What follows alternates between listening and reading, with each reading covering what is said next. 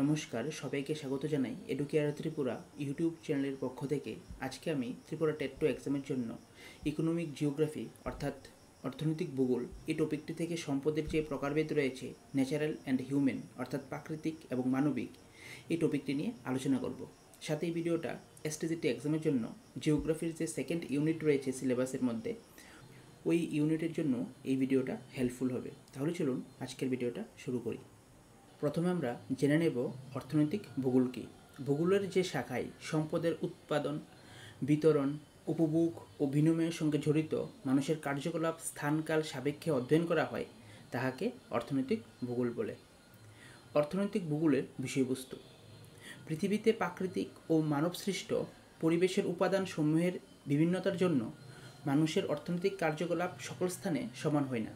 কোনো কোনো অঞ্চল কৃষিতে উন্নত, আবার কোনো কোনো অঞ্চল ব্যবসা, শিল্প বা মৎস্য উৎপাদনে উন্নত হইতে পারে। ভূগোলের একটি প্রধান শাখা হিসেবে অর্থনৈতিক ভূগোলের বিষয়বস্তুর বিভিন্নতা ও প্রসার উল্লেখযোগ্য। ইহার প্রধান বিষয়বস্তু সমূহ হল কৃষি, উদ্যোগ, সম্পদ, পরিবহন, বাজার, পর্যটন প্রভৃতি। অর্থনৈতিক ভূগোলের প্রধান শাখাসমূহ হল কৃষি ভূগোল, শিল্পীয় ভূগোল, সম্পদ ভূগোল, পরিবহন ভূগোল, বাজার ভূগোল, পরিকল্পনা ও উন্নয়ন ভূগোল, পর্যটন ভূগোল ইত্যাদি। এখন আমরা জানব সম্পদ কাকে বলে।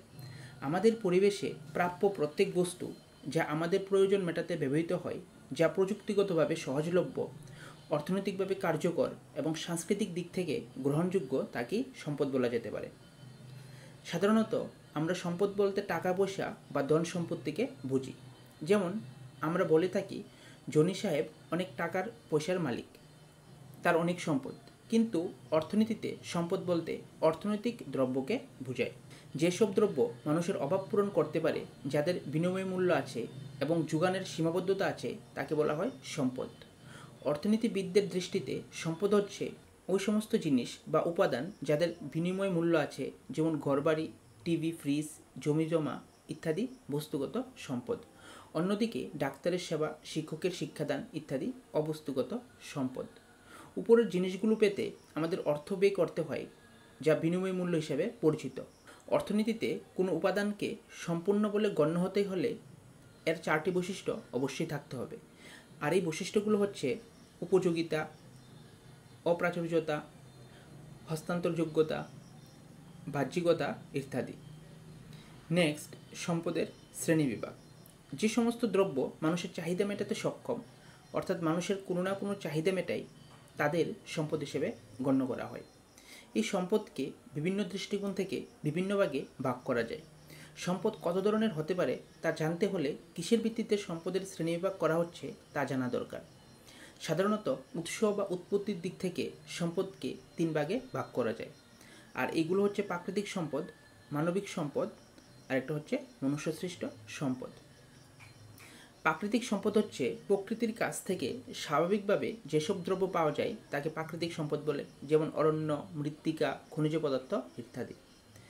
মানবিক সম্পদ হচ্ছে সম্পদ সৃষ্টির মূলে রয়েছে মানুষ। তাই যেসব সম্পদ মানুষকে কেন্দ্র করে গড়ে ওঠে তাকে মানবিক সম্পদ বলে, যেমন জনসংখ্যা, শ্রমশক্তি, শ্রমনৈপুণ্য প্রভৃতি।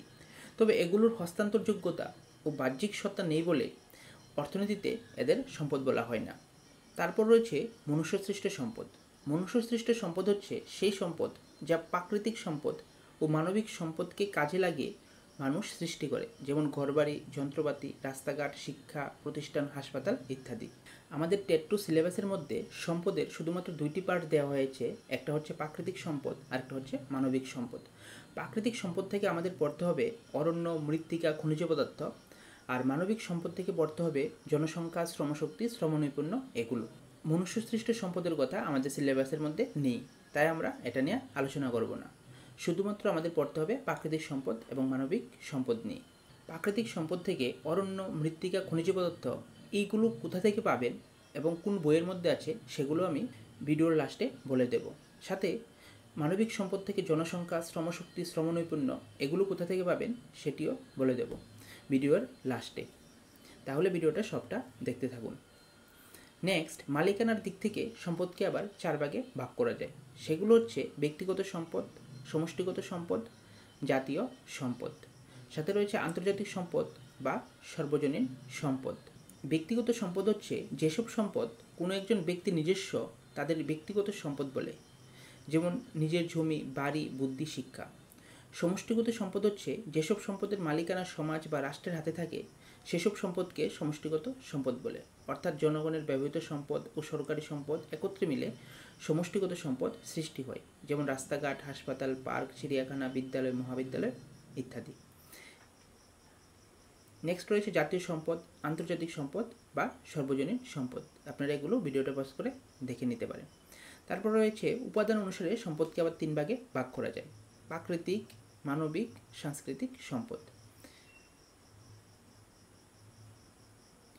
নেক্সট উৎপত্তি অনুসারে সম্পদকে আবার 2 ভাগে ভাগ করা যায়, যেমন জৈব সম্পদ আর রয়েছে অজৈব সম্পদ।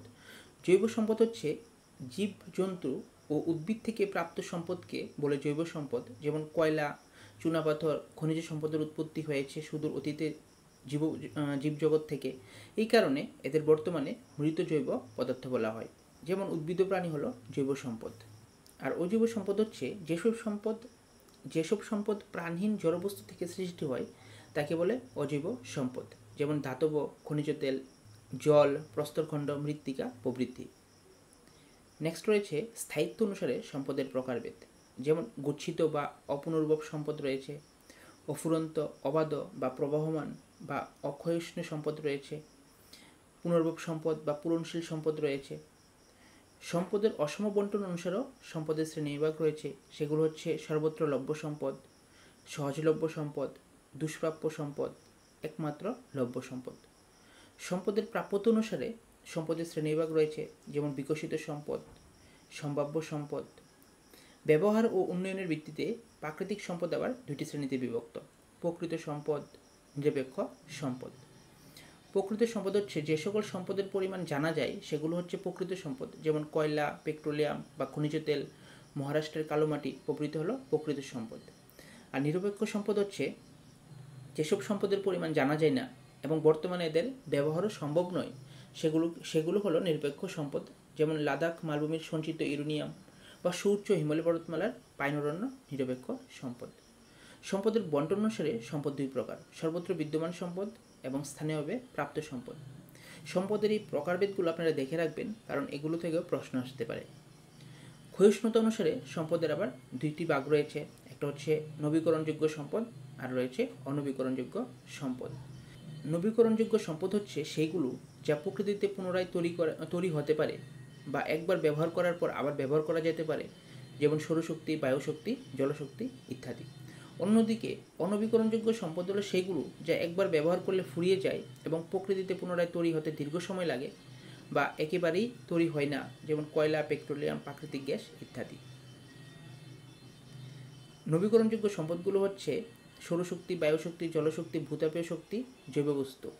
এগুলো পরিবেশ বান্ধব এবং কার্বন নিঃসরণ কম করে। অনবীকরণ সম্পদগুলো হচ্ছে কয়লা, পেট্রোলিয়াম, প্রাকৃতিক গ্যাস, পারমাণবিক জ্বালানি, খনিজ পদার্থ এগুলো।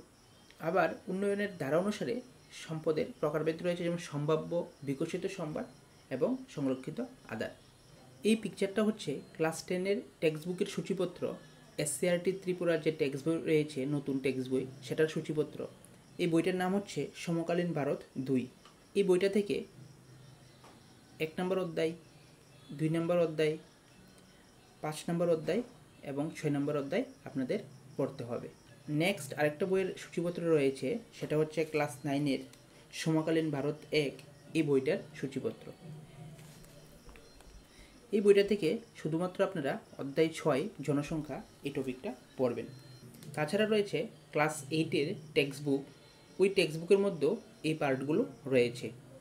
এই বইয়ের পিডিএফগুলো যদি আপনারা সংগ্রহ করতে না পারেন, ক্লাস 10, ক্লাস 9 এবং ক্লাস 8-এর টেক্সট বুক জিওগ্রাফির, আপনারা আমাকে মেসেজ করে বলবেন, তাহলে টেক্সট বইগুলোর পিডিএফগুলো দিয়ে দেব। আজকের জন্য এতটুকুই। আশা করি এই ভিডিওটা আপনাদের এক্সামের জন্য হেল্পফুল হবে। এরকম আরও ভিডিও পেতে চ্যানেলটিকে অবশ্যই সাবস্ক্রাইব করে রাখবেন, সাথে শেয়ার করে দেবেন আপনাদের বন্ধুদের মাঝে যারা এই বছর টেট এক্সাম দেবে। ভিডিওটা দেখার জন্য সবাইকে ধন্যবাদ। সবাই ভালো থাকবেন, সুস্থ থাকবেন।